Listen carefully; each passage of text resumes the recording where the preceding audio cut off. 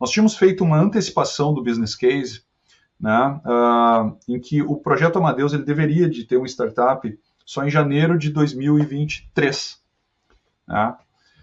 E o startup, no fim, ele aconteceu em abril de 2022. Mas nós fizemos toda uma análise do caminho crítico, então usamos o bom e velho waterfall lá, identificamos uma oportunidade de fast track em paralelismo de atividades, né, e com uma pequena antecipação antes da estação chuvosa, nós começamos a infraestrutura daquele site.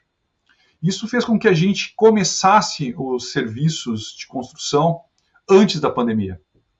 Se nós tivéssemos seguido o business case, a pandemia teria paralisado exatamente a mobilização do projeto, nós não teríamos mobilizado. Então, o que ocorreu exatamente? No momento que a pandemia atingiu a região do Triângulo Mineiro, nós estávamos com aproximadamente 1.000 pessoas atuando no site.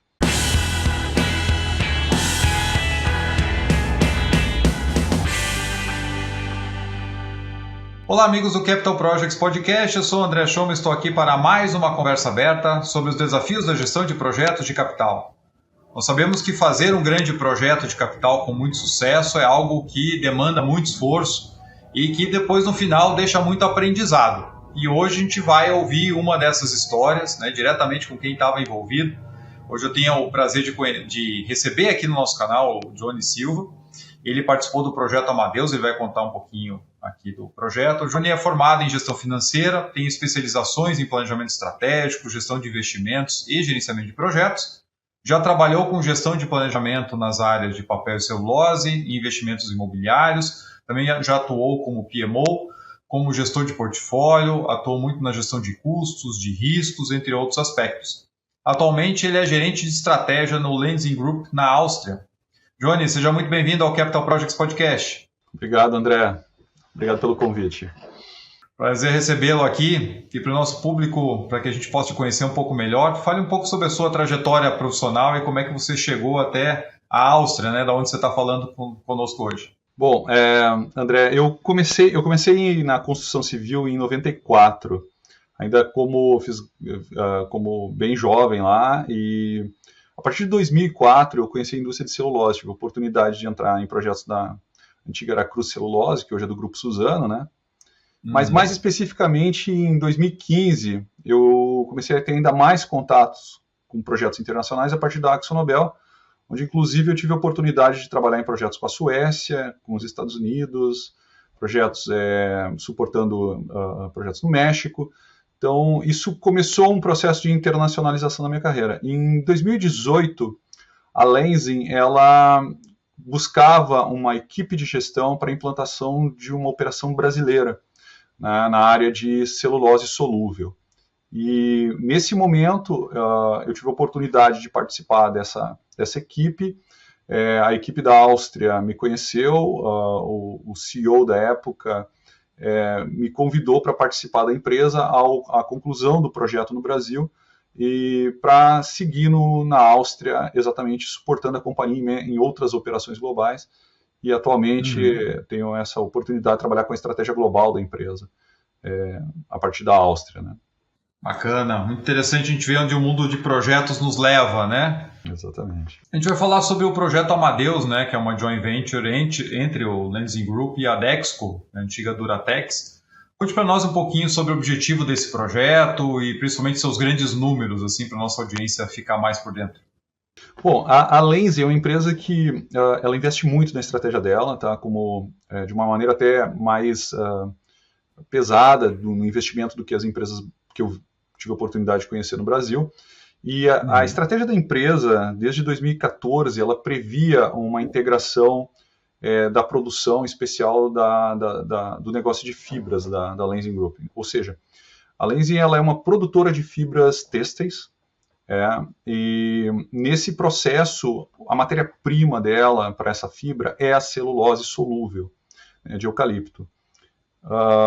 Nesse caso, o investimento no Brasil ele se alinhava a essa estratégia e ela buscou uma parceria no Brasil com o suporte das consultorias brasileiras.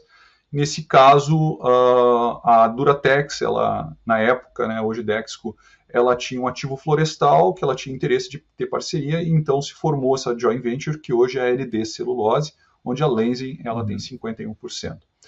Consistia basicamente numa fábrica de 500 mil toneladas de celulose solúvel ano. Se eu converter isso para celulose de papel, que ela é mais comum no Brasil, nós estamos falando de aproximadamente 1 milhão de toneladas. O projeto, então, ele nasceu em 2018 e com expectativa de implantação dele após a assinatura do contrato. Então, no ano de 2018 ele teve uma fase conceitual e já no ano de 2019 ele foi, então, para o Goal Decision, onde foi aprovado e foi implantado, então, o tempo total da assinatura do contrato ao startup da planta de 29 meses. O investimento, ele foi um investimento de 1,38 bilhões de dólares, né, que inclusive ele foi financiado pelo Banco Mundial, pelo International Finance Council, e durante as obras, né, o projeto ele teve 25 milhões de horas trabalhadas, com aproximadamente 9.800 homens no projeto durante o pico da construção.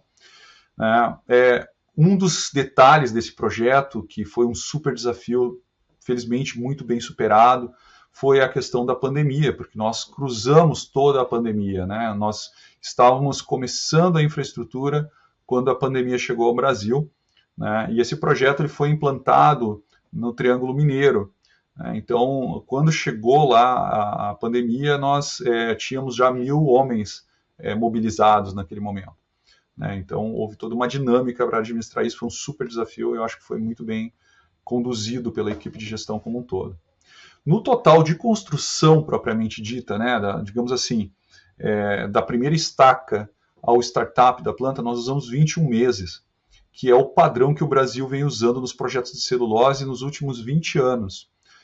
Então foi um projeto que ele é extremamente denso e compacto do ponto de vista executivo, né, quando nós falamos de que foram usadas muitas novas tecnologias de construção para pipe racks, para sistemas de tratamento de efluente, para muito pré-moldado, muita indústria, muita estrutura metálica, né, muita fabricação que permitia a montagem em alta velocidade para conseguir uma obra desse porte aí, com esses números em apenas 21 meses. E realmente é um prazo bastante agressivo, né, para o porte do projeto, a complexidade técnica. A gente pode ver aí 9.800 pessoas no pico de mão de obra, né, para um projeto como esse, é bem desafiador de fato. E você atingir a gente vai ter oportunidade de explorar mais aqui no episódio, né? Como você falou, buscar soluções que permitam que você tenha velocidade, de fato requer muito planejamento, ou seja, o projeto não sai num prazo curto só porque a demanda é essa, ele tem que ser preparado para correr. Um projeto, para andar rápido, ele tem que ser muito bem planejado de início. Então é muito bacana quando a gente vê situações desafiadoras como essa, ainda mais atravessando, e a gente vai explorar mais isso depois, a questão da pandemia.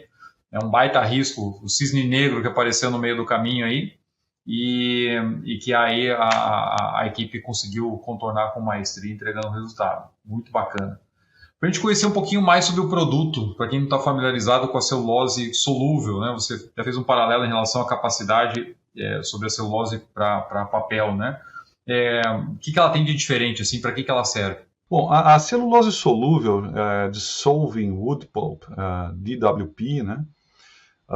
Ela é usada basicamente para a geração de fibras para tecidos e o que nós chamamos também de não tecidos, que seriam aplicações como lenços, aplicações médicas dessas fibras, né? Ela segue um processo muito similar ao processo da celulose de papel, né? As grandes diferenças estão basicamente no sistema de cozimento e como essa celulose vai se comportar em termos de fibra. Então ela possui um mecanismo diferenciado para isso. Basicamente hoje, por exemplo, uma das marcas super conhecidas que usa fibra da Lenzing, por exemplo, é a calça Levi's, que a gente fala no Brasil, né, a Levi, né? Hoje vai ver lá na Levi's, tu tens a marca Tencel, que é a fibra Lenzing, ou seja, estamos usando eucalipto em calças jeans, entre outras aplicações. Existem aplicações muito mais complexas, por exemplo, a Virgin Galactic, lá do do Richard Branson, o uniforme dos astronautas, vamos dizer assim, é feito de fibras Lenzing, né, que são fibras especiais. Então a Lenzing, ela tem não só fibras têxteis, ela é a líder de fibras especiais no mercado mundial hoje, disparado. Né? Então, essa celulose produzida no Brasil, ela tem uma característica, não só por ser celulose dissolvida, mas também de ser celulose dissolvida premium. Então, eu costumo dizer que essa fábrica, a tecnologia aplicada nela, ela é a Ferrari das fábricas de celulose, ela é toda em aço inox, ela é uma tecnologia bem avançada, assim, que a Áustria domina muito bem, que digamos assim, de propriedade intelectual da Áustria, né? O que eu posso dizer a respeito dessa aplicação, então? Como eu disse, existem duas aplicações, os têxteis e os não têxteis, mas nesse processo. O projeto em si, né, ele passou por uma série de inovações. Eu falei, do ponto de vista tecnológico, então, a Lenzing agregou uma tecnologia que nós não conhecíamos no Brasil, do ponto de vista de produção dessa celulose solúvel, mas também nós tivemos na parte de gestão, né, nós navegamos em cima da maturidade brasileira de gestão de projetos de celulose que usa a tecnologia EPC com seus fornecedores. Né, hoje existem grandes fornecedores de EPC no Brasil, né, e isso é extremamente maduro, o que facilita, porque é como se nós comprássemos áreas inteiras de tecnologia que o fornecedor desenvolve a engenharia, os suprimentos e entrega construído com a chave, que é o turnkey, né? Engineering, Procurement, Construction e turnkey. Então ele é responsável por um todo, onde o cliente, nesse caso nós, fizemos uma especificação dizendo o que nós queríamos, como nós queríamos. Então não é tão diferente de comprar um carro. Tu define a motorização, a cor, o consumo, o tipo de pneu, né? E ele te entrega o carro funcionando com a chave. Esse é mais ou menos o EPC brasileiro, e ele funciona muito bem. Né? Tanto que no caso do Amadeus nós tivemos cerca de 30 pacotes EPCs, com aproximadamente 12 empresas, né, que entregaram esses conjuntos de tecnologia. Um outro ponto dessa planta, como eu disse lá, era a questão de atingir qualidade premium. Então, todas as especificações de qualidade dos materiais, por exemplo, nós tivemos o chamado TCF, que é o Total Chlorine Free, né, que é uma tecnologia nova no Brasil, então, sem cloro para o branqueamento dessa celulose, e ela requer, por exemplo, um tratamento especial dos metais, coisas desse tipo nós vimos, então, com muita inovação. E no final, essa tecnologia ela está entregando, e foi uma grande surpresa, que ela entregou qualidade já nas primeiras momentos de produção desse empreendimento. Ele começou a atingir qualidade premium em vários dos indicadores relevantes para essa celulose, né? Por fim, ainda nesse processo de chegar na planta para a celulose solúvel, nós tivemos a oportunidade de trabalhar com muitas ferramentas usadas na Europa, usadas no Brasil. A Lenzing, por exemplo, ela já trabalhava com o sistema Microsoft PPM com SAP, né? E onde nós tivemos liberdade e condições de fazer melhoramentos nessas ferramentas. Então, por exemplo, o SAP que nós utilizamos foi o S4HANA, foi o SAP na nuvem, que foi implantado em 6 meses para rodar o projeto. Né? 6 meses? Foi um caso assim, incrível, claro, para rodar um projeto, não a operação completa. A operação completa levou mais tempo. Né? Mas para o projeto, em 6 meses ele estava no ar, com o módulo PS funcionando, os módulos financeiros de compras. Então isso foi muito importante para a gente, e nós conseguimos conectar, então, o PPM com o SAP para efeito de gestão do empreendimento do ponto de vista administrativo. Já na parte de tecnologia, nós trabalhamos muito, e vamos falar um pouco mais à frente, com o conceito de indústria 4.0, né, com o gêmeo digital, que, mais uma vez, a Lenzing ela já tinha domínio do Siemens Comos na Áustria, né, e nós fizemos uma adaptação do Siemens Comos para um megaprojeto, que é o caso do Amadeus Project, né, onde nós integramos o Siemens Comos com o Aveva e com o EDM, né, que nesse caso foi um EDM brasileiro chamado Green Docs, que nós integramos essas 3 ferramentas, e trabalhamos também num modelo que não tinha sido trabalhado. É o primeiro caso da América Latina desse nível de integração de ferramentas. Lembre-se, nós estamos falando de 12 grandes fornecedores de tecnologia globais, da França, da Áustria, da Suécia, da Finlândia, e esse processo de integração deles é um processo bem novo, né, e que nós conseguimos ter um excelente resultado nesse mecanismo. Eu acho que com isso eu tento passar para vocês o que foi trazer uma planta de concepção europeia, né, com muitas tecnologias novas para o Brasil, e o quanto que o Brasil ele interagiu com isso, e a Áustria nesse processo foi bastante coerente em entender o expertise brasileiro na implantação desse de projeto. Muitas coisas importantes aí, né, que você trouxe. Primeiro, em relação aos donos dos pacotes ou selecionados para os pacotes, né, que você comentou, o desenvolvimento então do modelo foi feito em modelo federado, com todo mundo que tinha que desenvolver engenharia atuando em conjunto, de maneira integrada já de começo. Exatamente. Então, quando a gente fala do gêmeo digital, né, óbvio que por ser a primeira versão full desse processo, vamos dizer assim, porque já existiam alguns casos similares no Chile, né, em algumas empresas de celulose e algumas empresas do setor químico, mas não com o design que nós fizemos. Então, alguns dos desafios que a gente viu nesse processo, por exemplo, quando nós estamos compartilhando isso com várias engenharias, então tem engenheiro, como eu falei, pessoal, tem um engenheiro lá na Finlândia, tem um engenheiro lá na Índia, tem um engenheiro na China, todo mundo tem que trabalhar no mesmo padrão. Então, esse foi um dos primeiros passos que nós passamos, que nós tivemos, foi definir claramente padrões, né? Nós tivemos, então, o final de 2018 e parte de 2019, revisando padrões Lenz e padrões brasileiros, combinando esses padrões e transformando eles em mecanismos de trabalho, que nós chamávamos em português de plano de execução do projeto, chamado PEP. O PEP era esse compêndio de procedimentos de várias coisas, construção, sistemas variados de gestão, onde a engenharia esquemática também foi um desses processos. Então, temos o padrão. E agora, o que nós fizemos para alinhar todo esse pessoal, nós estamos falando de mais de 500 usuários operando sistemas do cliente. Né? Nós incluímos isso no contrato. Então, nós criamos não só um entendimento técnico, que houve o processo de alinhamento, de qualificação, até de treinamento, em alguns casos, mas também era uma condição contratual para fornecer nesse projeto. Então, nós conseguimos fazer um casamento da área legal e da área de engenharia para que esses padrões desenvolvidos no PEP estivessem dentro dos contratos e vários deles vinculados a pagamentos. Então, isso é um dos fatores que deu a estrutura para que isso pudesse ser executado. Segundo ponto, as empresas de tecnologia, várias delas já tinham tido contato com essas ferramentas, né, algumas, inclusive, trabalhavam nessas ferramentas, como um dos principais EPCistas, e então o que nós tivemos foi exatamente um processo de troca.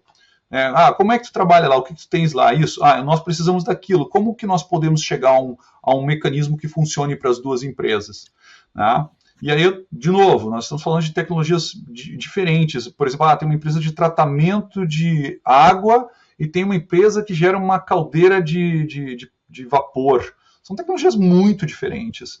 Né? E elas, no final, elas vão estar conectadas. Eu tenho que mandar água para a caldeira e assim por diante. Eu não posso me perder nesse processo. E hoje nós temos o Amadeus ele totalmente integrado nesse sentido com essas empresas que tiveram que se alinhar a uma linguagem única. A modelagem das ferramentas, é claro que a gente encontrou novidades. Né? Eu lembro de uma conversa, numa visita, que perguntava assim, mas desde o início vocês tinham certeza de que isso iria funcionar? E o Gustavo Dessotti, que foi o coordenador dessa área, ele é genial nesse sentido, ele tinha desenhado isso tudo e falou, olha, na teoria vai funcionar muito bem, mas nós fomos vendo os detalhes durante a implantação, tipo, trabalhar em layers dentro do Comos, né, como dar acesso aos usuários para que houvesse preservação de propriedade intelectual.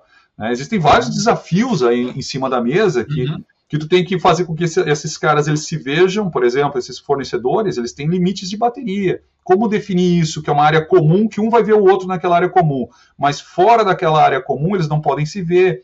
Então foram vários desafios que a gente foi, muita coisa desenhada, mas muita coisa também foi lá na hora e ok, isso não funcionou desse jeito. Qual é o plano de contorno que nós vamos ver? Nesse caso, os usuários, como eu falei, que chegaram a mais de 500 usuários cadastrados nos diferentes sistemas de diferentes países, de diferentes línguas, né, eles foram, de uma maneira geral, né, a grande maioria foi muito receptiva. Todo mundo queria participar desse case. Então, isso também graças ao envolvimento da equipe, né, de apresentar adequadamente e conquistar suporte. Recentemente eu tenho lido alguns cases, né, de projetos, e eu estava vendo o case que culminou no Apollo 11, e tem um ponto lá que nós aplicamos isso, hoje analisando o caso do Amadeus, que é a busca de suporte, que pode ser suporte público ou pode ser suporte dentro dos negócios. E um dos pontos que a todo momento nós ficávamos era, de um lado nós temos um contrato extremamente forte, que exige a aplicação desses procedimentos, dessas ferramentas novas, que a inovação ela encontra alguma resistência, né? Do outro, nós também tínhamos um convencimento do ganho, um convencimento, uma busca de apoio das pessoas que participavam do projeto, de que estamos fazendo algo inovador, de que estamos trazendo uma série de vantagens, desde a execução do projeto e muito mais, digamos assim, no resultado final dessa planta. Então, esses foram características bem singulares, assim, das novidades que o Amadeus pôde trazer. Muitos pontos muito interessantes, assim, que vão se desdobrando, né, nessa nossa conversa. Você tinha citado também a importância do conhecimento do expertise local. A gente vê casos, quando você tem players globais envolvidos, tem muitas histórias de sucesso e também tem muitas histórias de fracasso, que passam, no caso dos fracassos, por você, às vezes, ignorar uma questão local para dizer, não, eu faço isso aqui do meu jeito, seja nos Estados Unidos, na Europa ou no mundo inteiro, então aqui vai ser exatamente igual, né? E como você citou, uma das vantagens para o projeto é estar entrando num mercado que, para a execução desse tipo de projeto, parece estar mais maduro do que outras localidades. Então faz todo sentido você trazer o que tem de bom em ambos os modelos, né? Como é que o mercado aqui faz e funciona, o que eu tenho lá fora que eu faço e funciona, e como é que a gente integra isso no modelo que vai somar muito mais as partes boas do que os problemas. Então, eu gosto da ideia que nós atingimos no Amadeus de sinergia entre essas diferentes culturas, né, e os diferentes conhecimentos até de aplicação. Como vários exemplos, por exemplo, lá no Microsoft PPM mesmo, nós tivemos contato com um add-on, desculpe, que fazia uma conexão aqui de Munique, que fazia uma conexão que era domínio da Lenz, que fazia uma conexão com SAP espetacular. Por outro lado, nessa parte do Siemens Comos, o expertise brasileiro dessa aplicação de múltiplas empresas trabalhando simultaneamente era de domínio brasileiro, né? Os austríacos não sabiam como fazer isso. Então, tinham coisas que cada equipe dominava um pouco mais e houve essa troca de uma maneira muito transparente e houve essa relação de confiança por parte da Áustria, de uma maneira muito inteligente, na minha opinião, de dizer assim, olha, isso aqui no Brasil nós não sabemos fazer e precisamos. Então não havia essa questão de que eu sou Áustria, eu sou Brasil, não, nós estávamos no projeto e havia uma área de que nós dizíamos, não, isso é de maior domínio austríaco, isso é de maior domínio brasileiro, e as equipes funcionaram. Uma vez até me perguntaram assim, mas e como é que foi a relação, né, dessas pessoas trabalhando juntas? Porque em alguns casos, o desenho dessa equipe, ela trabalhou com um profissional brasileiro e um austríaco, digamos, de braços dados, né? E até conversando com o gerente do projeto brasileiro uns dias atrás, eu falei, olha, eu não tive registro de nenhuma briga assim, oficial, assim, uma briga feia entre os brasileiros e os austríacos. Não aconteceu.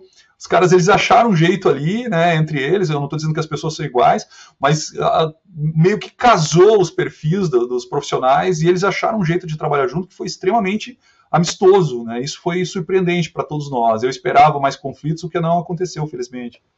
Muito legal, porque é difícil, né? É complexo por natureza. A gente está falando de um mega projeto com prazo extremamente curto, com equipes que estão dispersas geograficamente.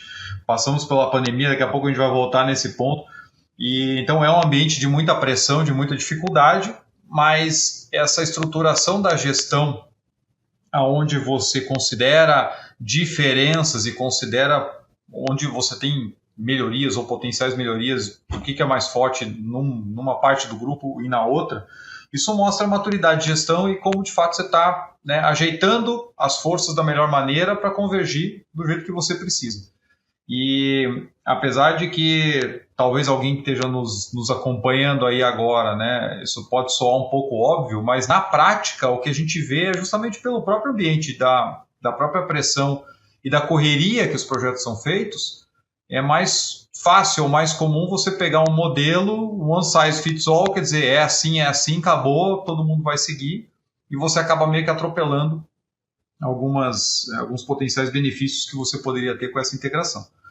E quando a gente fala de projetos que têm parcerias globais, né, você entender muito as características locais faz toda a diferença para o sucesso do empreendimento. Eu achei, de fato, muito interessante. E aí, outros pontos que você foi trazendo que também mostram as amarras dessa construção do time, dos parceiros, é você também se preocupar muito com a estruturação da gestão na parte tecnológica. Então, você trouxe aqui, eram players realmente globais, pessoas espalhadas no mundo inteiro, mexendo dentro de um modelo federado, com questões de confidencialidade de informações, de tecnologia de processo, então até onde um precisa ver o que o outro está desenvolvendo. E são grandes players globais, né? Para ter ideia, algumas dessas empresas elas são maiores do que a própria Lenzing, né? Então eles têm um nível de especialidade muito alto, né? Então, ao mesmo tempo tem que dizer, olha, ok, eu entendo o seu nível de especialidade, respeito muito isso, por isso que foi contratado, né? Exatamente por isso que está conosco, mas nós, do outro lado, vamos ter essa planta por 30 anos para ser operada, pelo menos. Então, nós temos que seguir também um padrão que a gente possa comunicar isso com a Áustria, que eu possa integrar todos os meus sistemas de informação com a Áustria durante a operação dessa planta e durante a execução do projeto também, né? Com certeza. E como você disse, alguns players aí maiores do que o próprio contratante, ele pode virar para você e falar assim, não, eu não abro e acabou.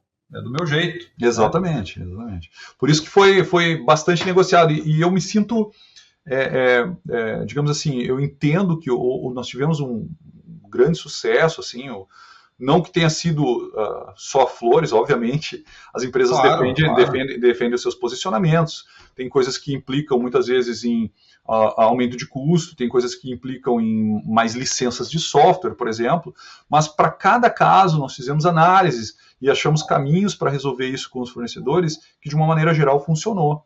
Tá? Então, mesmo com algum atrito que acontece naturalmente entre as partes interessadas no projeto desse, análise detalhada e análise de casos, como nós estávamos falando de um caso de inovação, de um sistema, de vários sistemas que não tinham sido usados, funcionou por ter essa atenção, exatamente de não fechar portas, e não, vai ser assim. Nesse momento tem que ser muito humilde de assumir e dizer o seguinte, bom, estou inovando, então eu tenho espaços aqui de que ou eu possa não ter previsto adequadamente, ou então que a realidade está se apresentando de uma maneira que não foi, que não tinha. A pandemia foi um caso, né? Que essa dinâmica, essa flexibilidade foi um grande desafio lá, né?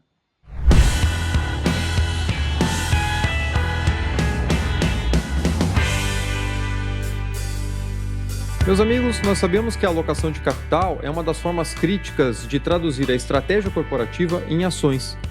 Mas alocar e realocar capital dentro de um portfólio de investimentos sempre é um grande desafio ainda para a maioria das empresas. Para trazer maior eficiência a esse processo, a Prosper desenvolveu o Teams Ideas, uma solução completa de gestão estratégica de portfólio de investimentos que adota as melhores práticas de gestão de CAPEX para garantir a governança, transparência e alinhamento estratégico ao portfólio. Desenvolvido por uma empresa com mais de 29 anos de experiência no mercado corporativo, a Prosper já foi reconhecida pela Microsoft por 6 vezes consecutivas como um dos melhores parceiros da América Latina em soluções de gestão de projetos e gestão de portfólio.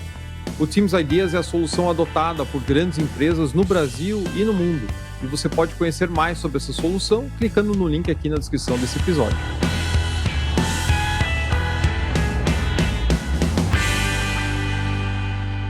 E um outro ponto que você trouxe que eu acho que é fundamental e reforçou agora, né, com o que você comentou, que assim, por mais que você consiga chegar num ponto onde eu vou colocar no contrato as condições de como a banda vai tocar, ou seja, então você é obrigado a usar o meu modelo, vai logar dessa forma, vai usar tal padrão, etc.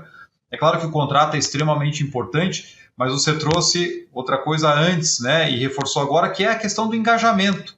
É explicar os porquês, é trazer todo mundo em volta do mesmo projeto, como uma mesma equipe, porque isso faz muito mais diferença do que ser uma obrigação. Gente, estamos construindo o projeto de maneira colaborativa e conjunta. E não você está fazendo assim porque você é obrigado e se você não fizer eu vou segurar o teu pagamento. O Go Live do sistema, por exemplo, do sistema de gestão administrativa, assim, do sistema de cronogramas integrado com o sistema de faturamento, ele tinha 200 pessoas no Go Live, foi feito durante a pandemia. E nós fizemos uma apresentação do sistema e uma operação assistida do sistema, porque o sistema ele contemplava 34 funcionalidades de gestão dentro de um megaprojeto. Então, imagina que tu não traz o usuário para perto, tu não faz um evento desses. O que vai acontecer? O usuário ele vai tentar escapar do sistema, porque o sistema vai ser complexo, ele não entende, ele não consegue ver ganhos.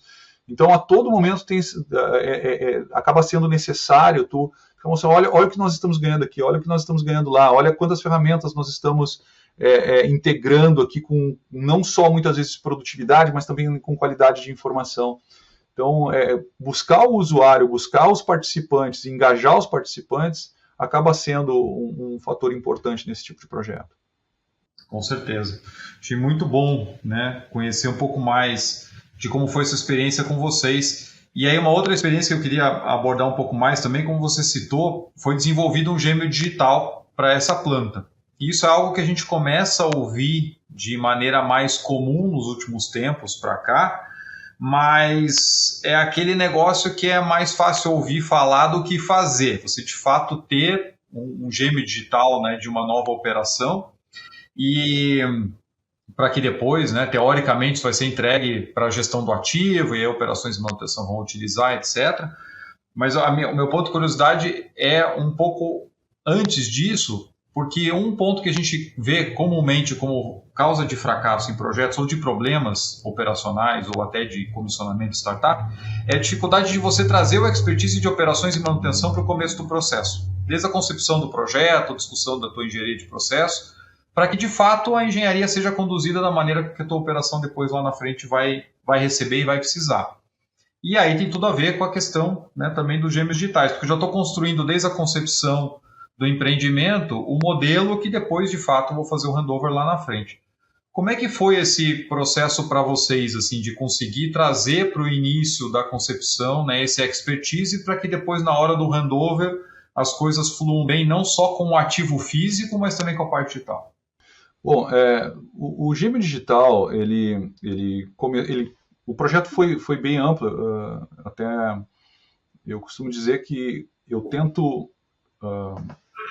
a minha visão de onde podemos chegar, ela é muitas vezes mais longa do que a velocidade que a gente consegue implantar. Então eu tinha 2 pontos do gêmeo digital, principalmente, né? O primeiro com relação ao ativo final, vamos dizer, então estou pensando na entrega da planta e como nós faríamos esse melhoramento da integração desse ativo, como nós teríamos informações disponíveis para manutenção, para melhorar a condição, por exemplo, dos estoques de componentes, né? De não ter equívocos na aquisição de componentes por falta de informação. Então esse foi o desenho original, né, que a Áustria vem inclusive fazendo o upgrade de plantas deles. Nós temos projetos aí em que as plantas elas vêm sendo migradas, mais antigas, tem plantas aqui que tem quase 100 anos, né?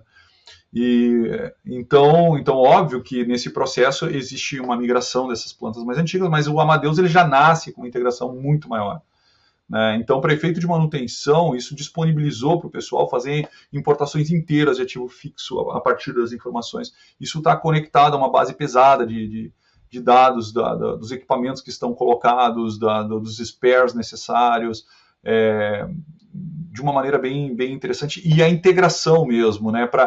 Era muito comum durante um processo, por exemplo, de uma operação, da maneira tradicional, como se fazia no passado, há 20 anos atrás, nos projetos de celulose, nós estamos falando de tecnologias diferentes. Então, por exemplo, tem uma tecnologia francesa e uma tecnologia finlandesa aqui. E quando chegava as duas, quando pegava os desenhos para entender o que tinha acontecido, ia ver que os fornecedores não fizeram uma adequação muito boa desse limite de bateria. Então, podia ter desde diâmetros de tubulação diferentes, líquidos diferentes, mídias diferentes. Isso, na maneira como a gente integrou, isso foi minimizado a um nível que, eu não vou dizer zero, mas eu vou dizer que eu não tenho notícia até agora de problemas. Eu nunca vou dizer zero, né? Mas vou dizer, até agora nós não temos um problema com isso, né? Exatamente porque acabou sendo um super melhoramento. Então, do ponto de vista do ativo fixo para a operação e o nível de informação disponível, hoje a Áustria, por exemplo, ela pode fazer melhoria no processo operacional dessa planta que está em operação há 1 ano, fez 1 ano essa semana, né, a partir da Áustria. Então, como a Áustria tem um alto nível de especialidade em engenharia de processo e engenharia química, pessoal que tem muito doutorado, muito mestrado nessa área, eles conseguem entrar em níveis moleculares das discussões e propor melhoramentos no Brasil. Então, tu vê como é tu ter isso não numa cópia em papel, não num PDF, mas num sistema que ele pode fazer simulações aqui na Áustria. Uma curiosidade até sobre o Siemens Comos é que também um dos líderes do Siemens Comos aqui na Áustria é um brasileiro, né? Então olha o nível de especialidade que a gente tem no país aí, né? Que coisa legal, né? Então, nós concebemos isso aí no Brasil, com a equipe brasileira, e a pessoa que hoje é um dos líderes dessa ferramenta, que é uma das pessoas que está à frente dela aqui, é um outro brasileiro. Mas, voltando então à implantação do gêmeo digital, a primeira parte que eu falei era com relação ao resultado final, a planta propriamente. A segunda parte era com relação ao que melhorar durante a implantação. Nesse processo, eu separo em duas. Então, como melhorar a implantação? Um era a revisão da engenharia propriamente dita, né, onde nós tínhamos que receber documentos e pagar documentos. Existiam eventos de pagamentos relacionados a documentos entregues pelos fornecedores. Desculpe. E, mais especificamente, nesse processo, o sistema de revisão integrado dessas 3 ferramentas, então do Comos, do Aveva e do GreenDocs, deu uma super produtividade com um registro formalizado das revisões entre o fornecedor e o cliente. Né? Isso foi muito, eu diria assim, muito legal, eu sou entusiasta disso, porque não era feito por e-mail, não ficou na caixa de alguém, não, entendeu? Tem um sistema lá que registrou cada modificação, a evolução da maturidade, se foi aprovado, quem aprovou, ficou muito legal isso, desse combinado. O segundo mecanismo era aplicado à gestão propriamente dita. E aí eu falo que nem tudo é sucesso, né? Eu falo que eu acabo jogando a bola um pouco mais à frente. Eu queria ter feito a integração do planejamento tridimensional, né? O que, nesse projeto, eu não cheguei a esse ponto, a gente não conseguiu chegar nesse ponto. O nível de complexidade ficou muito alto e eu decidi que, nesse momento, a gente não ia usar mais esforços da equipe para tentar atingir isso, né? O que é uma lição para o próximo projeto, ou seja, para quem vai seguir essas lições, oportunidade aí, e se conseguir, conte comigo para a gente discutir essas lições, e se por quem seguir esse caminho decidir também usar isso para a implantação do projeto propriamente dita, do ponto de vista de administração do projeto, vamos dizer assim, né? Existe essa oportunidade, infelizmente a gente não chegou nisso também. Então tínhamos, de tudo que a gente fez, eu falo que o único item que eu não consegui colocar do meu projeto original para rodar foi a integração tridimensional com planejamento. Mas logo já vai aparecer oportunidade, isso não tenho dúvida. Eu espero que o pessoal siga essa linha e continue desenvolvendo, né? No próximo projeto, quem sabe a gente já vê coisas inovadoras e resolvendo essa pergunta aí, né? Com certeza. E, enfim, como a gente já sinalizou aqui, naturalmente pelo período do projeto, vocês pegaram a pandemia aí praticamente em cheio. Vocês já estavam mobilizados, obras acontecendo em campo, e aí vem a pandemia, para tudo. Depois começa a ter as liberações, mas com sérias restrições de campo, etc. Muitas medidas, né, para tentar reduzir a chance da ocorrência de contaminação e tudo mais. E não só o impacto em campo, mas naturalmente algo que a gente vive até hoje com a questão da cadeia de fornecimento, né? Na cadeia global, depois, né, pandemia, mais guerra na Ucrânia, etc. Ainda, né, os mercados ainda estão um pouco chacoalhados em relação ao fornecimento por conta desses grandes eventos que você não tem como escapar. São coisas que estão muito fora da nossa capacidade de gestão, de prevenção, mas você é obrigado a agir de maneira reativa. Como é que foi para vocês? Em que ponto vocês estavam do planejamento e da execução, e vindo a pandemia, o que isso causou de impacto no projeto, né, para vocês tentarem, né, contornar e manter os objetivos? Bom, eu vou voltar um pouquinho na história para explicar como algumas coisas acontecem também de maneira que ajudam, vamos dizer assim, né, acabam sendo um pouco de sorte. Nós tínhamos feito uma antecipação do business case, né, em que o projeto Amadeus ele deveria de ter uma startup só em janeiro de 2023. Né? E o startup, no fim, ele aconteceu em abril de 2022. Mas nós fizemos toda uma análise do caminho crítico, então usamos o bom e velho waterfall lá, identificamos uma oportunidade de fast track em paralelismo de atividades, né, e com uma pequena antecipação antes da estação chuvosa, nós começamos a infraestrutura daquele site. Isso fez com que a gente começasse os serviços de construção antes da pandemia. Se nós tivéssemos seguido o business case, a pandemia teria paralisado exatamente a mobilização do projeto, nós não teríamos mobilizado. Então, o que ocorreu exatamente? No momento que a pandemia atingiu a região do Triângulo Mineiro, nós estávamos com aproximadamente 1.000 pessoas atuando no site. E nós estávamos no ramp-up, que em 3 meses deveria chegar a 3.000 pessoas.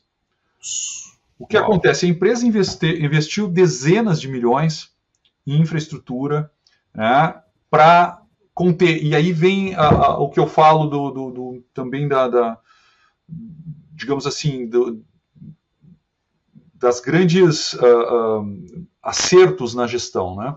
A Lenzing e a Dexco juntas criaram um comitê, né, que se reunia 2 vezes por semana, né, e foi implantado todo um mecanismo de monitoramento e tomada de decisão em alta velocidade envolvendo o C-level dos 2 investidores, mais toda a alta administração do projeto no Brasil. Então, isso deu uma dinâmica para que a empresa decidisse, por exemplo, rapidamente dobrar o número de posições no restaurante para aumentar o espaçamento para essas 1.000 pessoas que estavam lá mobilizadas, de dobrar o ambulatório, de fazer convênios nas cidades para processos de atendimento, de quarentena, né? Então, de como ter logística para ter testes do corona. Tudo isso foi muito rápida. A resposta, quando nós ouvimos que no Paraná a pandemia estava afetando projetos lá, nós nos antecipamos. Então, o mérito total da administração, né, brasileira e austríaca, de ter essa alta prioridade com as pessoas envolvidas nesse projeto. Nós tivemos picos muito pequenos de contaminação, felizmente. Né? Por exemplo, a empresa pagou, isso foi custo do cliente, por exemplo, o aumento do transporte, por exemplo. Então, os ônibus, eles trabalhavam em 20% da capacidade. Nós pagávamos essa diferença para os fornecedores, né? E várias outras coisas, o tempo de quarentena dos funcionários, as árvores de contato dos funcionários que eventualmente foram contaminados. Então, essa assistência toda, esse care todo durante a pandemia, fez com que nós segurássemos, então, esse momento do projeto, num primeiro instante, né, evitando uma super lotação, né, mantendo, construindo essa estrutura toda para que depois nós pudéssemos ter um crescimento desse processo. A empresa, obviamente, ela suportou todo o processo de vacinação, incentivo aos trabalhadores envolvidos lá, o cuidado deles, né, inclusive com assistentes sociais contratados para entender o que estava acontecendo, as famílias envolvidas e tudo mais, porque era uma questão de pessoas, não era de recursos exclusivamente, né? E, bom, nisso, no momento que a gente segurou uma mobilização, obviamente aquele volume de trabalho ficou retido. Então, o pico que inicialmente no nosso planejamento deveria chegar a 7 mil homens no máximo, 7 mil trabalhadores, desculpe, homens e mulheres, chegou a 9.800. Por quê? No momento que nós represamos essas mobilizações no momento da primeira e da segunda onda da pandemia, que foram as mais críticas, esse trabalho se acumulou. Como nós mantivemos o cronograma final, houve uma compactação, teve que botar mais recursos, né? O que aconteceu na prática, por isso que acabou vindo quase 3 mil homens a mais do que nós tínhamos previsto, ou seja, quase 50% mais efetivo por um período curto, para buscar aquele atraso, vamos dizer assim. Então foi uma prática de cronograma, né? Nada mais do que aplicação de paralelismo, carga de recurso, né, e dimensionamento de times de trabalho, né, e tecnologias, mudamos tecnologias para serem mais ágeis, para usarem menos mão de obra, né, tudo isso acabou sendo utilizado. Com uma curiosidade, os projetos brasileiros, tipicamente trabalham com um orçamento justo, mas nós temos a ideia de contingência. Quando tu assume isso oficialmente, desculpe, não adianta tu cortar o teu projeto em termos de orçamento e deixar ele sem contingência. Graças a essa contingência planejada, essa agilidade em tomada de decisão tinha disponibilidade de verba e não afetou o orçamento final do projeto, ou seja, nós consumimos uma parte dessa contingência sem que desse over budget para o projeto, sem que o projeto estourasse o seu orçamento. Né? Então veja como as coisas elas acontecem. Né? Nessas horas, o conceito de contingência é perfeito. Né? Para algo que é um imprevisto, que não tinha, ninguém imaginava uma pandemia. Imagina se o teu projeto não tem contingência, como é que tu vai sanar rapidamente? Tu vai ter que ir para o board, tu vai ter que ir para investidor, tu vai ter que pedir chamada de orçamento extra. No nosso caso, o que nós tínhamos era uma conversa com os boards das companhias para dizer, olha, nós temos essa contingência e vamos usar esse valor para cobrir a pandemia. E os nossos boards só, ok, façam, é prioridade. Então, isso também foi parte do sucesso da administração dessa pandemia no caso do Amadeus Project. Por isso que o projeto pôde partir no seu prazo, pôde partir no seu custo, com impactos realmente pouco significantes. E a gente vê vários elementos que convergem, né? Eu até vou ter liberdade aqui de dar uma discordada no começo, que você falou assim, foi um pouco de sorte a gente antecipar o business case, que de sorte não tem nada, né? Vocês fizeram um baita trabalho de gestão lá no começo, planejamento, revisão do caminho crítico. Eu entendo o termo que, assim, quando chegou algo completamente inesperado, vocês estavam numa posição onde o impacto aconteceu no caminho crítico, mas se você ainda não tivesse mobilizado, o impacto era 100%. Você ia adiar a mobilização. Imagina, eu tinha lá 1.000 homens trabalhando, calcula quanto HH tu tem durante 6 meses desses 1.000 homens, que eu teria zero. Né, que eu teria zero. Então, eu não tinha como isolar o caminho crítico por tanto tempo. Tu pode isolar, muitas vezes botar em paralelismo num projeto longo desses, tu consegue salvar, de repente, 1 mês de caminho crítico. Mas 6 meses é impossível, né? Não tem como, né? Nesse prazo. E aí entram as questões ainda falando em gestão e o envolvimento dos stakeholders em todos os níveis, a agilidade na tomada de decisão envolvendo o topo das empresas, né? Ou seja, os executivos diretamente envolvidos na questão. A questão também da maneira com que você consegue operacionalizar algumas medidas que vocês citaram, porque hoje a gente esquece as coisas muito rápido, né? Falar que, olha, a gente subsidiou testes, né? Trouxe testes para fazer e a questão do transporte, etc. Só que, voltando 2 anos e meio lá atrás, você podia ter o dinheiro do mundo para teste, você não tinha teste disponível, né? Depois veio a questão da vacina, a mesma coisa. A gente esquece isso rapidamente, mas não era algo tão simples. Até logística de máscara, né? A Áustria nos ajudou com máscaras, até máscaras. Quando nós estamos falando de milhares de pessoas, tu imagina que nós distribuímos essas máscaras. Né? Então, imagina que até essa quantidade de máscaras que tinha que ser distribuída diariamente era muito grande. Né? Então, tudo isso, nível de um grande hospital. Teve uma equipe de gestão de emergências lá que atuou de maneira magistral, assim, a administração do projeto foi muito bem conduzida nisso. A questão do transporte que você citou também, né? O transporte fica limitado a 20%. É só fazer uma conta rápida para um contingente desse, que depois seguiu aumentando, vá buscar multiplicar a tua frota atual por 5 de uma semana para outra, se você, né, para você ver se você consegue. Não, e tem mais, olha só, quando tu está fazendo isso, tu tem que aumentar o teu bus park também dentro de um site desse. Porque imagina que tu tinha dimensionado um bus park que agora ele está sendo multiplicado por 5. Tu tem que preparar a área, tem que fazer terraplenagem, porque tudo isso está conectado, né?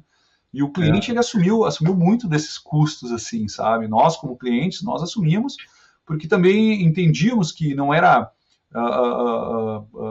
correto deixar isso na mão dos fornecedores por várias questões, em especial devido à nossa responsabilidade global, né, das empresas, dos investidores da Dexco e da Lenzing, né, de garantir que o projeto ele ia seguir padrões que respeitassem as pessoas. Isso não limitado ao Brasil, tá?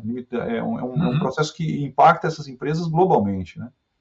E, por fim, você comentou do uso da contingência, o quanto é importante, mais uma vez, quando a gestão é madura, né, as coisas ficam transparentes. Eu já citei aqui no podcast caso onde o primeiro orçamento foi apresentar para um CEO numa empresa que eu tinha acabado de entrar, o cara quase me jogou pela janela porque eu citei contingência, não tinha nem incluído ainda. Eu só falei que ainda precisava pensar na contingência, né, isso era termo proibido, como se fosse a famosa gordura. Não, você vai colocar aí gordura para depois se garantir no resultado. E a gente vê, né, com tudo aquilo que a gente comentou, com certeza a contingência que foi estabelecida para esse projeto, naturalmente não previa um efeito de pandemia, porque isso, a gente já falou aqui, isso está fora de qualquer tipo de controle que você pode ter, e quando o projeto foi concebido, isso ainda não estava nem no radar. E vocês conseguiram, fazendo uso da contingência já prevista do projeto, fazer frente a esses acréscimos sem afetar o budget final. Se tivesse afetado, no caso da reserva gerencial, seria perfeitamente compreensível, esperado, né? Está fora do alcance do projeto, mas ainda assim vocês conseguiram fazer frente com o que já tinha previsto ali. Então, várias lições que a gente vai tirando de que as coisas, mais uma vez, quando estuda casos de sucesso, né, as coisas não acontecem por acaso. Tem que ter um negócio chamado gestão, né? Tem que ter um negócio chamado planejamento, e isso se paga N vezes, né?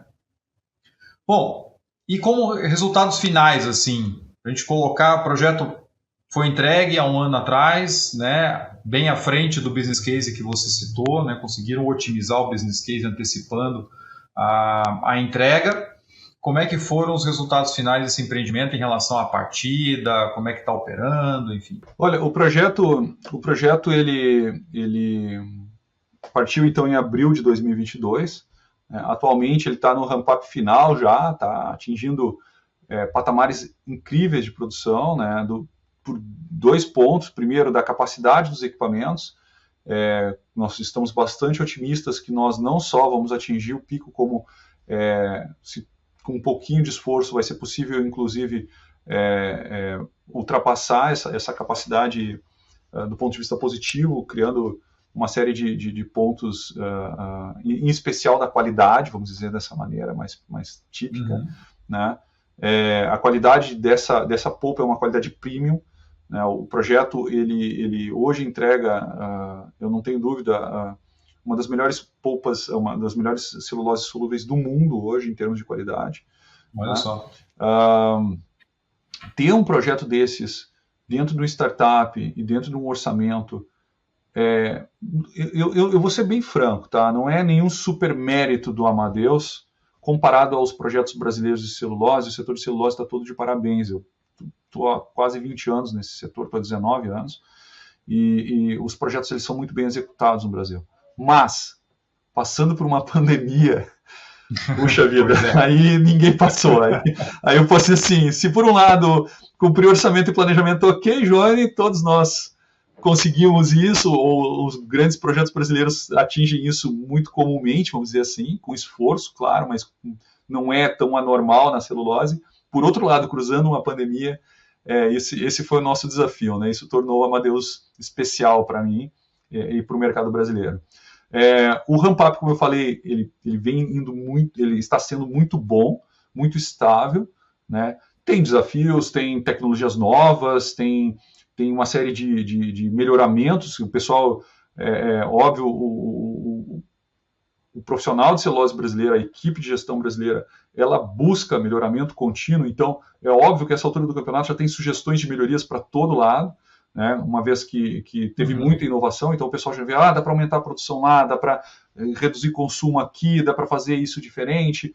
Então, já aparece isso nessa unidade, que é uma unidade muito, muito inovadora, assim, né? E também, dentro ou até, digamos assim, de uma maneira muito positiva, os consumos dessa fábrica, apesar de toda a inovação, eles se mantêm muito alinhados ao desenho. Ou seja, agora voltamos àquela questão, né, inicial da importância de ter um time multidisciplinar, um time em que a Áustria desenhou algo muito bem desenhado, na maioria dos seus processos. A engenharia de processo foi muito concebida e revisada na Áustria, né? Mas a execução também seguiu muito bem com isso, né? Então, quando tu tens essa condição de que os domínios de cada cultura são respeitados e estão conectados, tu tens algo muito bem desenhado, algo muito bem executado, e óbvio que aí tu atinge esses parâmetros que esperava, entre eles, por exemplo, essa questão dos consumos aí que está sendo dentro das expectativas do case, aí, isso está sendo muito bom para essa planta, é um exemplo. Essa semana ainda saiu uma matéria sobre as características verdes dessa planta. Nós temos sistemas de tratamento da água únicos no Brasil hoje, é uma das plantas mais verdes do país hoje. A geração de energia dela, venda de energia verde no grid, são coisas assim, muita inovação dentro do processo que nos deixa muito orgulhosos, né?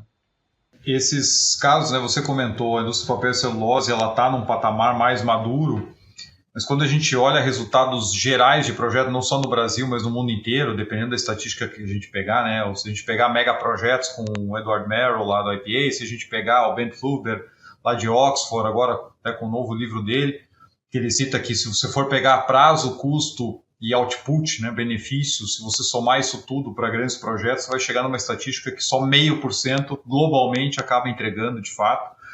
Então, a gente vê que entregar o que você prometeu, ele até no livro novo ele fala alguma coisa como, né, você entregar bons resultados é um outlier, porque a prática comum ela é um desastre.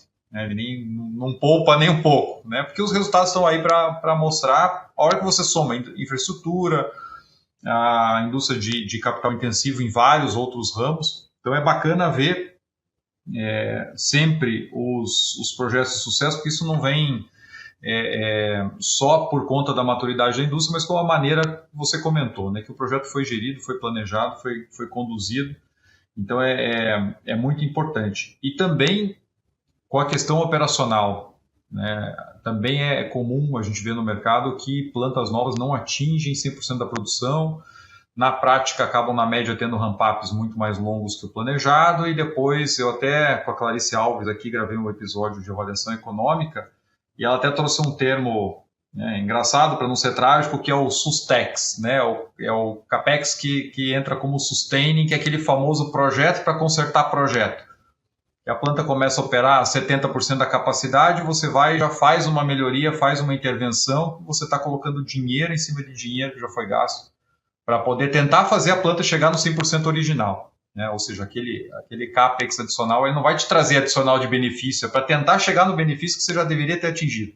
Alguns projetos realmente acabam vendo essa situação acontecer. Como eu disse, ainda tivemos uma reunião de board no início da semana passada, aqui que eu pude participar, e o board mais uma vez elogia os resultados da operação brasileira, uma operação altamente de excelentes resultados financeiros, operacionais, de sustentabilidade, por exemplo, que a Lenzing ela é a campeã de sustentabilidade da indústria dela, né? Então, nessa área de fibras, a Lenzing ela é condecorada com os maiores prêmios de sustentabilidade globais hoje, com vários índices AAA e outras coisas. Então, isso faz com que essa operação ela não tenha sucesso só do ponto de vista financeiro, né?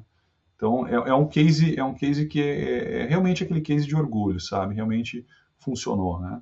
Para entender um pouquinho mais da dinâmica, né? Você tinha equipes, a gente já falou aqui, globalmente distribuídas, mas você tinha 2 grandes players ali dentro dessa sociedade para esse projeto, uma equipe aqui no Brasil, uma equipe na Áustria. Como é que é fazer a gestão de um investimento estrangeiro de grande porte e tamanha complexidade, pensando em como estruturar a gestão do projeto? Olha, eu usei um case anterior, né? Quando nós estávamos avaliando, eu sugeri isso na primeira fase do projeto, lá em 2018 para 2019, que nós usássemos um case similar que tinha acontecido em 2002, que era o case da Veracel Celulose, lá na Bahia, que era uma joint venture entre a Aracruz e a Stora Enso da Escandinávia. Não lembro agora a Finlândia e a Suécia. De qualquer maneira, quando nós analisamos isso, considerando que tem 2 investidores, esse é um processo muito interessante, porque claro que os investidores eles têm uma relação extremamente amistosa, mas eles têm culturas diferentes, ainda mais quando estamos falando de indústrias diferentes, que é o caso da Dexco e da Lenzing, de países diferentes, no caso do Brasil e da Áustria. Então, algumas posições-chave elas foram compartilhadas, começando com a diretoria do projeto. Então, nós tínhamos o Silvio no Brasil, o Hans na Áustria, que eram os diretores, né? E eles assinavam juntos. Então, os contratos, pagamentos, todas as decisões importantes do projeto, os 2 tinham que assinar, né? E algumas outras funções, como, por exemplo, o gerente geral do projeto, nós tínhamos o Claudinei no Brasil, o Karl Scherger na Áustria, né? E isso atuando juntos. Veja, não era exatamente um escopo, eles tomavam decisões conjuntas. E isso, para mim, foi um grande... eu já tinha visto, eu estudei esse caso da Veracel, eu não participei desse projeto, né, e usei ele como lição, e mais uma vez ele se mostrou uma condição que deu resultados, de ter esse mix cultural na gestão. Em especial, uma coisa que acho que vale para qualquer país do mundo, né? Dificilmente um estrangeiro, isso vale para um brasileiro, por exemplo, que quer implantar um projeto no Chile, na Bolívia, na Colômbia, não interessa, nos Estados Unidos. As condições locais de um projeto desses, a interface com os trabalhadores na língua local, né, as culturas das empreiteiras locais, não tem como um estrangeiro, como eu disse, pode ser um brasileiro fora do Brasil ou uma pessoa do exterior dentro do Brasil, de saber como lidar com isso. Então, esse know-how local, ele acaba requerendo, então, por exemplo, a Lenzing ela tem investimentos globais, e hoje o case do Amadeus, ele traz para a Lenzing exatamente isso, né, que o país que ela estiver, ela tem uma condição de entender o que ela vai usar do recurso local para a gestão desses projetos globais dela, combinado com o alinhamento estratégico com a Áustria, o porquê da existência desse projeto, qual o objetivo estratégico desse projeto para toda a empresa, né, para garantir, imaginemos assim, a importância do Amadeus para a integração com o sistema de fibras verdes, vamos dizer assim, fibras sustentáveis da Lenzing. Se eu tiver uma operação não sustentável, ou se eu tiver uma qualidade que não condiz com o nível de, como eu falei, tecidos para trajes de astronautas são feitos com fibra Lenzing. Imagina a qualidade desse produto para te conseguir chegar nessa especificação. Então, esse alinhamento entre o desejo dos investidores estrangeiros e os locais, em especial no Brasil, é um diferencial que eu recomendo para qualquer projeto internacional que está acontecendo. Que as empresas entendam que é necessário esse mix de decisões, tá? Acaba enriquecendo bastante o processo, né? Onde você integra as partes e, como a gente fala desde o começo, tira o que tem de melhor, né? Exato. Muito bom. Johnny, a gente está chegando quase no fim do nosso tempo aqui. O papo está muito bom, daria para seguir, falar de coisa boa, né? Projeto que deu certo, é muito bom poder trazer isso para o canal. Mas, né, a gente precisa uma hora encerrar. E eu sempre encerro pedindo que o convidado deixe dicas aqui para a nossa audiência, aquele profissional que está nos escutando agora, que se inspira com essa história, né, com esse case, quer se desenvolver na sua carreira, quer buscar trabalhar, entregar projetos cada vez melhores. O que você deixa aqui, aproveitando um pouquinho da tua experiência nesse projeto e na tua carreira? Olha, ocasionalmente esse ano, em setembro, eu completo 30 anos de carreira, né? Como a gente diz no Brasil, de carteira assinada.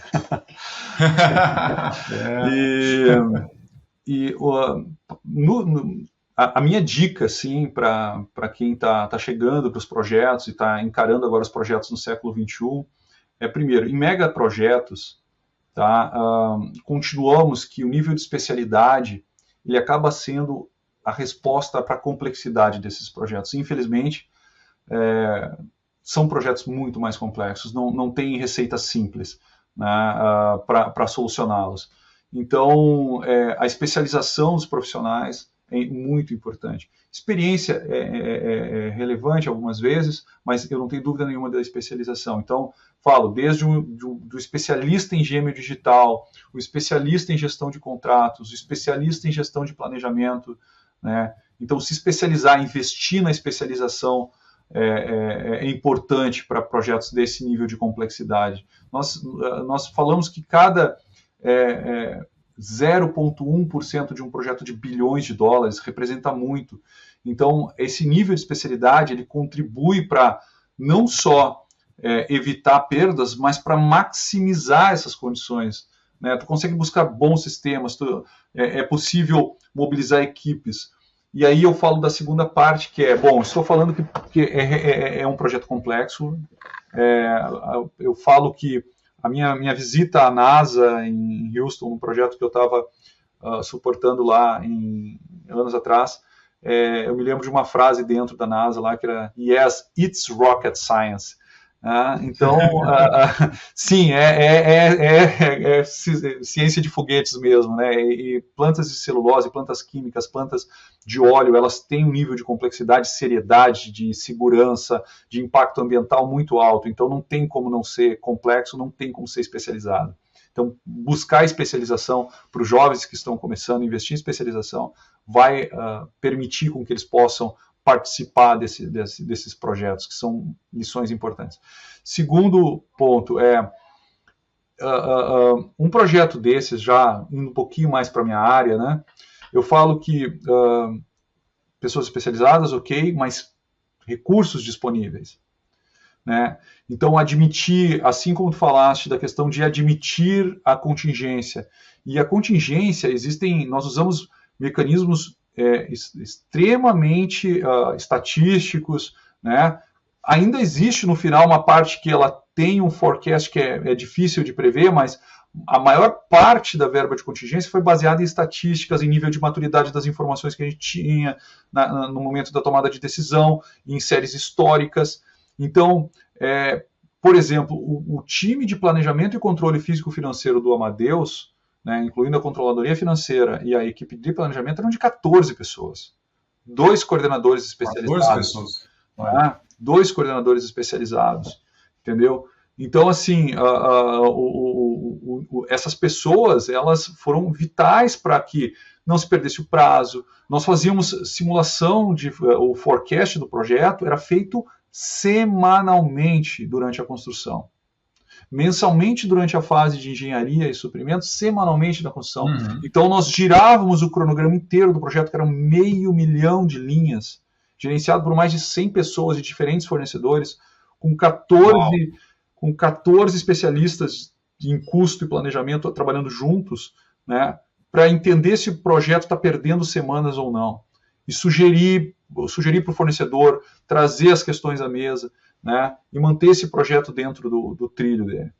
Nisso, quando eu acabo fazendo a expansão, né, do conceito de pessoas e recursos disponíveis, recursos especializados, recursos dedicados, a equipe de gestão conectada diretamente com a LD Celulose era de mais de 130 pessoas, só para o projeto.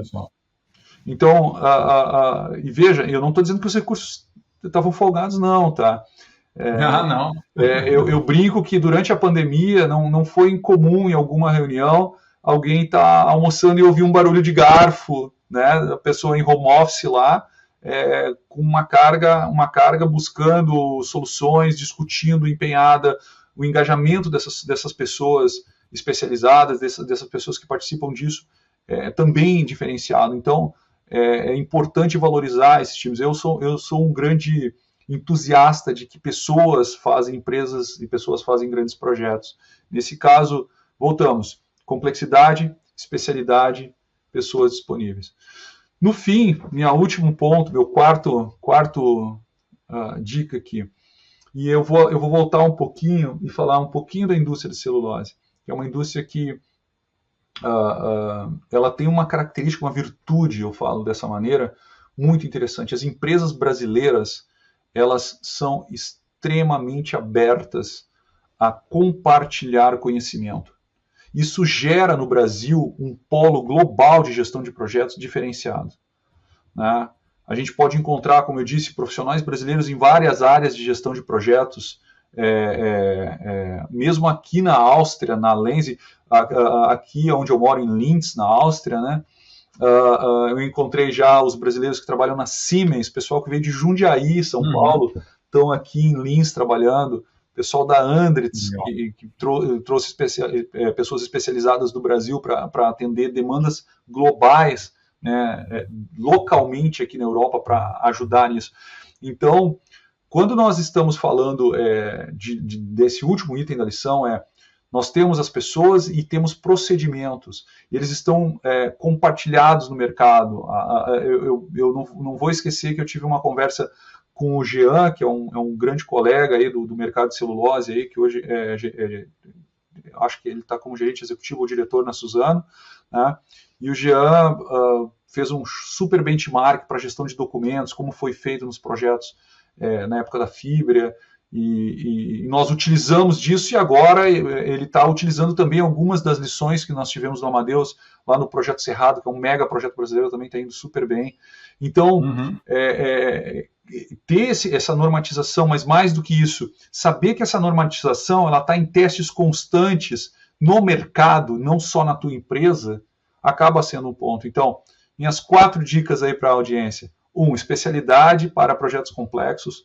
2, times de controle são importantes e precisam ter de recursos disponíveis. 3, times de gestão são vitais, né, para projetos dessa magnitude. Eles não representam nada no orçamento de um projeto desse, são pequenos pontos e fazem muita diferença nos resultados. E, por fim, se usar dessa condição de manualização, de procedimentos claros e testados, usando esse conhecimento que nós estamos compartilhando. Eu acho que as empresas brasileiras elas têm que buscar isso sempre como um diferencial, né, de ver que eu não tô criando problemas no meu...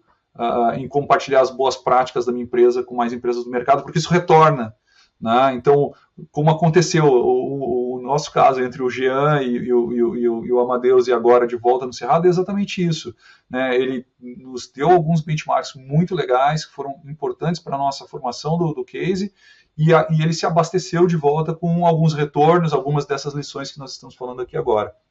Então, e no mais, eu torço para que todo mundo que entra em projetos tire principalmente as lições. Muitas vezes um projeto pode sofrer uma pandemia ou outros itens que realmente não tem como tu colocar na tua lista de riscos, uma crise global, um processo inflacionário sem precedentes, como a gente acaba de ver, né? Mas eu acho que o grande ponto o projeto pode ser bem sucedido, ele pode passar por essas dificuldades, mas ele não pode perder lições, tá? Lições vão ser a diferença para todos.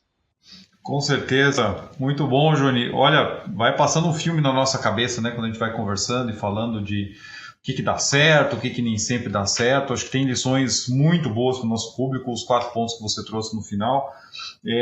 Quero lembrar aqui para todos a questão do engajamento, né, que o Johnny falou bastante, trazer o propósito do projeto para os players, ou seja, você não está fazendo aquilo só porque você está sob um contrato, na verdade o resultado final ele é muito maior que isso. A parte do uso da tecnologia, pensando desde o começo, como é que eu integro, como é que eu faço, como é que eu trago os pontos fortes de diversos provedores para criar uma solução que vai me atender. As ações rápidas de gestão, quando as coisas parecem que podem sair do controle, como o caso da pandemia que estourou, e demandou toda a atenção das empresas envolvidas e vocês conseguiram passar por isso muito bem, né? E falando em recursos, puxando um pouco do que você trouxe agora no final, você veja 14 pessoas trabalhando no planejamento físico-financeiro, time de gestão de mais de 130 pessoas, projetos são complexos, it's rocket science, os projetos morrem pelos detalhes, tem até um outro artigo do Ben Fluberg que fala isso, até gravei um vídeo específico e um episódio aqui, os projetos grandes são frágeis, eles apanham nos problemas pequenos, porque é aquilo que você acha que vai se resolver naturalmente só pelo tamanho do projeto é justamente o contrário. E a gente vê tantas equipes sofrendo atualmente em áreas, né, em tantas áreas aí, tendo que liderar projetos com poucos recursos. Mais recentemente, numa discussão, eu estava para apoiar um parceiro, e daí a pessoa falou assim, não, um projeto grande, complexo, não, mas eu vou resolver aqui porque eu vou contratar uma pessoa externa para fazer planejamento e gestão de contratos, né, num projeto complexo. Então, você está exigindo, tirando o sangue daquela pessoa ali, achando que vai ter resultado, economizando na quantidade de recursos. Já cansei de ver mega projetos em fase de desenvolvimento, FEL 2, FEL 3, com 3 ou 4 pessoas do owner envolvidos em tempo parcial, né? Isso, obviamente, não é pela vontade da equipe, é pela empresa não ver a importância de investir naquele momento. Não, a gente vai colocar recurso, vamos colocar as 130 pessoas a hora que eu assinar o cheque para execução. Só que daí, boa parte dos problemas já estão criados na fase de desenvolvimento, né? Então, tanta coisa importante que fica dessa conversa aqui. Johnny, só posso agradecer o teu tempo de nos atender, né, diretamente da Áustria. Tenho certeza que a nossa audiência aqui vai adorar essa conversa. Obrigado mais uma vez, parabéns pela iniciativa. Compartilhar isso com os profissionais, tenho certeza que vários deles vão levar essas tuas propostas, essas tuas discussões para melhoramento das empresas, e em especial a gente está falando aqui o português brasileiro aqui, que ajude muito a indústria brasileira, aí, que é uma indústria que tem um potencial incrível, né, e que vai fazer muita diferença. Então, também parabéns para ti pela iniciativa e muito sucesso, tá bom, André? Muito obrigado. E para mim é um prazer, né, quando a gente consegue trazer cada vez mais brasileiros fazendo projetos globais, seja aqui, seja fora. Isso também inspira muita gente, né? Poxa, eu consigo sim fazer projetos de classe mundial estando no Brasil, ou posso sair do Brasil para fazer, a gente não tem limitação nenhuma para alcançar o sucesso. Então, muito bacana. Pessoal, tenho certeza então que vocês gostaram dessa conversa, de poder bater esse papo com o Johnny aqui, trazer muitos ensinamentos da gestão de um mega projeto, e principalmente com resultados atingidos assim tão impressionantes. Sempre é muito bom. Quero lembrar vocês, né, para quem ainda não se associou, não deixe de fazer parte da comunidade aqui do canal, assinar como membro. Temos planos aí a partir de R$5 por mês que ajudam muito a manutenção aqui do nosso canal. Agradecer também ao Teams Ideas by Prosper, que tem soluções aí completas de gestão de capital, gestão de portfólio. Também a GSUP Nexus, que entra com equipes de desenvolvimento no teu negócio, ajudando você a melhorar seus processos, criar ferramentas para a tua gestão.